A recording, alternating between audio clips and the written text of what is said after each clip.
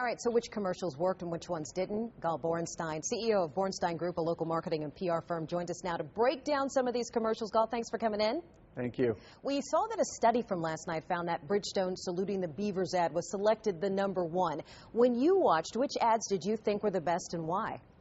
Well, I thought that the best commercial, at least at our household, watching with the kids, was the commercial about the kitchen makeover that Budweiser had, because it hit the mark for a married man, and everybody laughed about it. But I think that with the Beavers and a lot of the ads, they really achieved the two main objectives of advertising, which is one, to increase sales through maximizing awareness, and the second is to really create an association and affiliation that creates awareness over time for a product. So we're taking a look at that Budweiser ad last night, but we know there were some other ones that were pretty popular.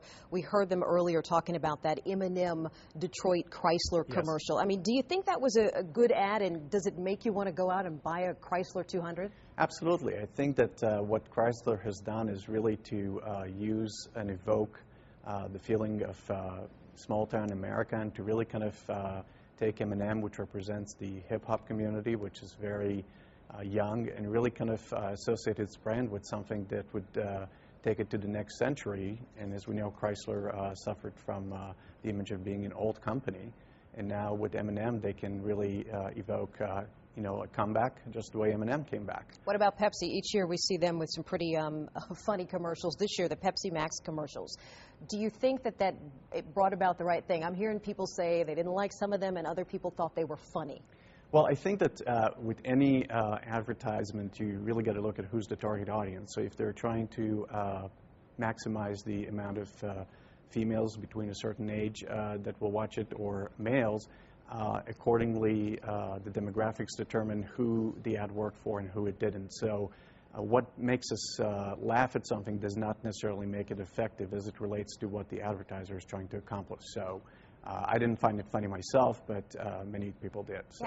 Yeah, we've been hearing complaints, or I've seen complaints today from people who thought the ad where the black couple and the woman threw the can and it hit the woman in the head. They thought it was kind of racially offensive because they thought it shed a bad light on a black woman.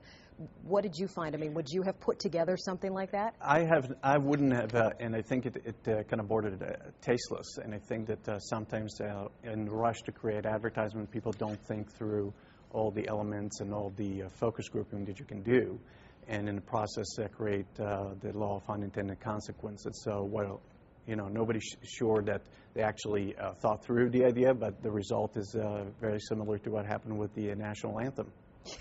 We all know what happened with that, exactly. And Christina Aguilera.